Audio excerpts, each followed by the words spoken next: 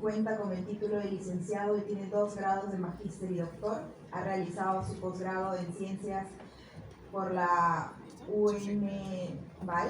Ha empezado a estudiar la carrera de farmacia y bioquímica en la Universidad Northwestern. Actualmente es profesor nombrado de la Universidad Nacional Federico Villarreal y en la UNI. Tiene especial interés en el área de la cultura, la lógica, la epistemología y la filosofía analítica. Es autor de varios libros y artículos científicos. Es miembro del Centro de Estudios de Filosofía Analítica, de la Sociedad Peruana de Filosofía, de la Academia Mexicana de Lógica, de la Red Holo Siglo XXI, del Grupo de Investigación Juan Bautista Ferro, de la UNI y del Grupo de Estudios Andinos de la Universidad Nacional Federico Villarreal. Nos acompaña con su ponencia titulada Ciencia, Tecnología e Ingeniería.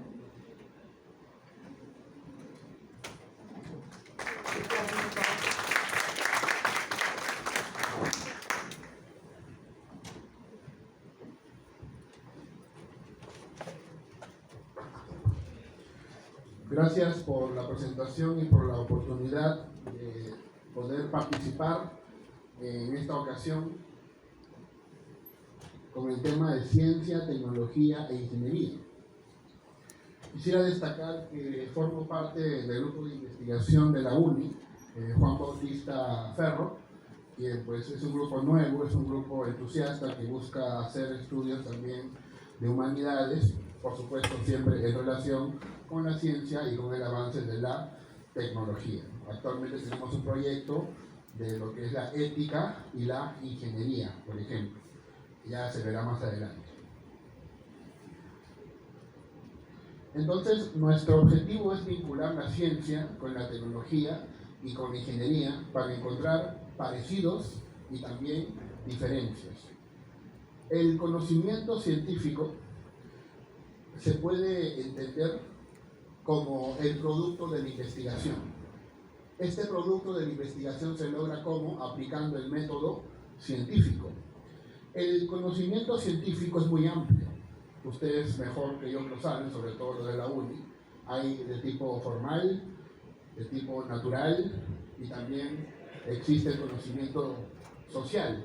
Aquí en la UNI, por ejemplo, hay una facultad de ciencias sociales, donde se enseña, si no me equivoco, ingeniería económica. Entonces, este conocimiento científico, que constituye lo que hoy día podemos denominar teorías, tiene características. La ciencia se caracteriza, por ejemplo, por el aspecto de la objetividad. Es algo que se manifiesta de manera contundente, al menos desde un punto de vista fijado en un paradigma y sin entrar en discusiones profundas con los kuhnianos, por ejemplo, o para no profundizar más con la gente que apoya a Hannah Arendt. Decimos que desde un punto de vista de tiempo corto, decimos que la ciencia es un conocimiento objetivo, ¿sí? En el caso de la pandemia, ¿no? Lo que decían los médicos, lo que recomendaban para que no expandir el contagio, ¿no? Se consideraba conocimiento objetivo, más allá pues de las teorías conspiracionistas, ¿no? Que decían que este era un invento, una mentira. En realidad sí había contagio, era un tema peligroso y había que resguardarse. La ciencia también es universal o aspira a la universalidad. Un trabajo hecho en Rusia tiene tanto valor como un trabajo hecho en China o como un trabajo hecho pues en Estados Unidos, o por qué no, también como una investigación hecha en la UNI. Por ejemplo, ustedes sabrán, en la UNI hay un famoso profesor, si no me equivoco, Harold Helmholtz, ¿no? Que resolvió un problema de matemática, ¿no es cierto? Un problema vinculado al último teorema de Fermat, ¿sí? Ya eso se considera algo, ¿no? Publicitable, divulgable, por ejemplo, y entonces es universal. La ciencia aspira a la universalidad.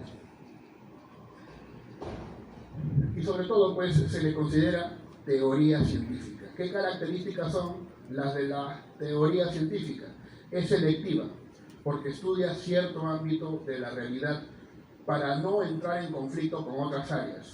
Claro, esto hoy en día se puede cuestionar bajo el presupuesto de la multi, inter y a tal vez transdisciplinaridad.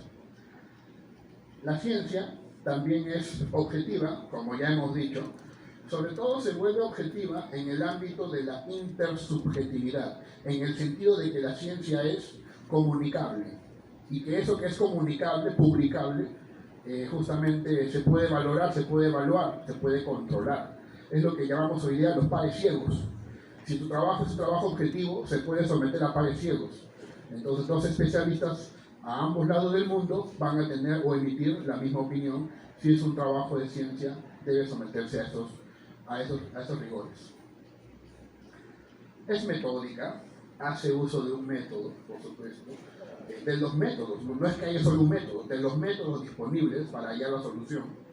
Sistemático, porque se ordena. Ustedes saben mejor que yo que faltar a una clase de una materia pues, que llamamos pesada, por ejemplo, en mi caso yo estudio farmacia y bioquímica, ¿no? Y estudio, por ejemplo, una química orgánica, ¿no? Faltar una clase de química orgánica ya es descuadrarte, ¿no? Porque lo que viene después depende de lo anterior. A eso se le llama el carácter sistémico. Es consistente, porque la ciencia no admite contradicción.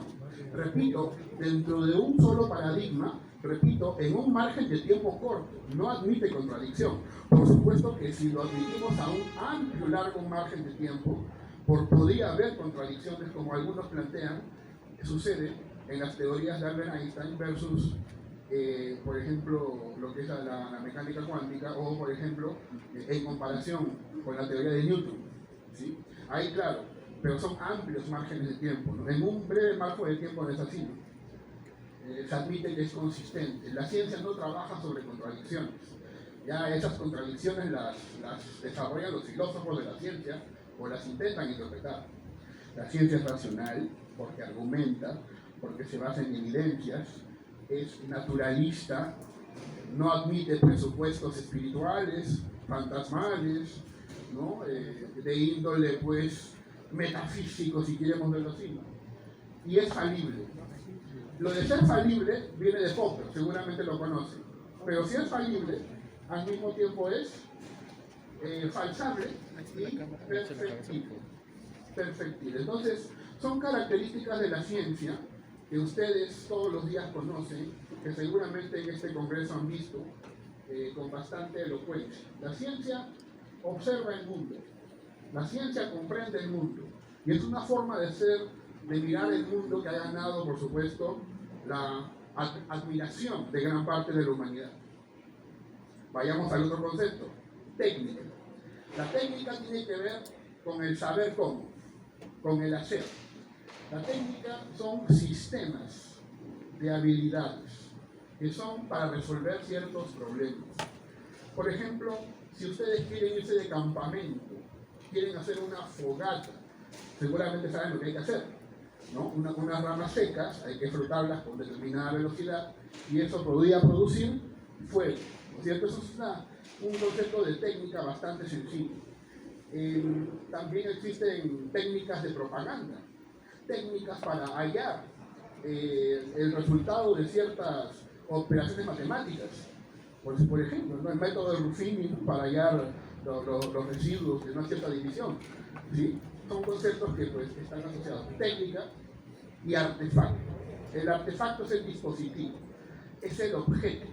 Acá hay varios artefactos. Acá hay un artefacto, por ejemplo, que sinceramente es la primera vez que la uso, pero me ha acomodado perfectamente. Debe ser un puntero o algo así. Computador, ahí tienes tu play, ¿no? Las audífonos, computadora, cámara, todas las cosas que con la pandemia se han vuelto pues de uso y desuso. Los artefactos, ¿sí? Justamente quiero hacer hincapié acá porque muchos confunden tecnología con artefacto.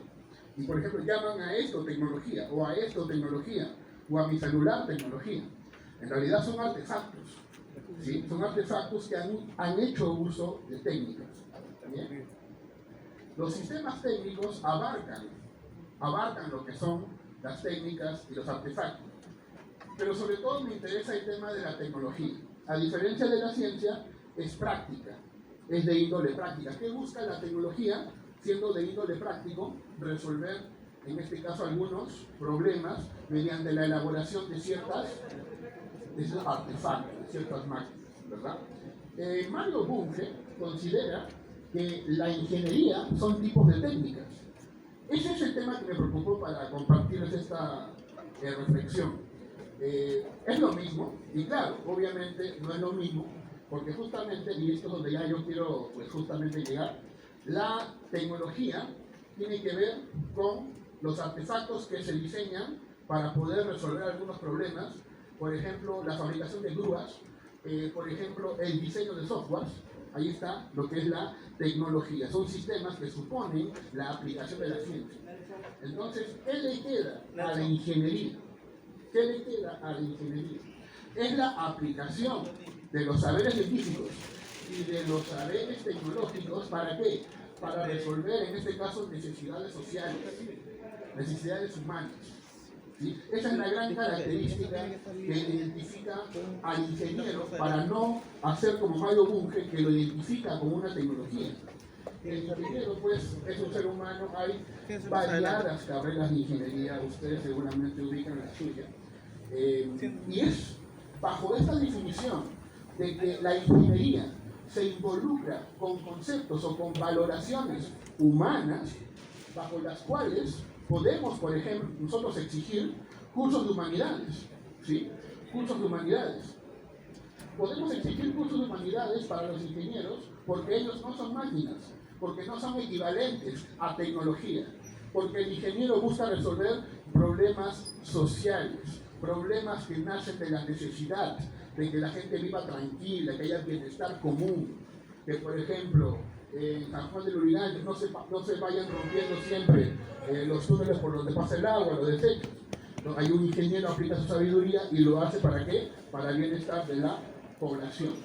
Entonces, la ingeniería se nutre mucho, por supuesto, de las revoluciones industriales, y simplemente recalcar que si nosotros comprendemos esta distinción entre ciencia, tecnología y sobre todo ingeniería, se hará más fácil comprender por qué los estudiantes de ingeniería deben llevar humanidades, porque no son máquinas, porque no son simplemente sistemas, porque son seres humanos que resuelven problemas humanos y que por supuesto deben verse relacionados con los temas que más preocupan a su comunidad.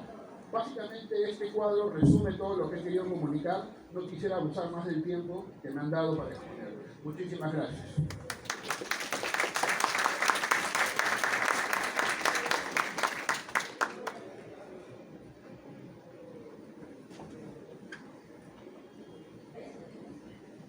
Continuando con la mesa, presentamos al doctor Paul Montoya Vázquez, es doctor en Historia por la Pontificia Universidad Católica de Río Grande do Sul y magíster en Historia por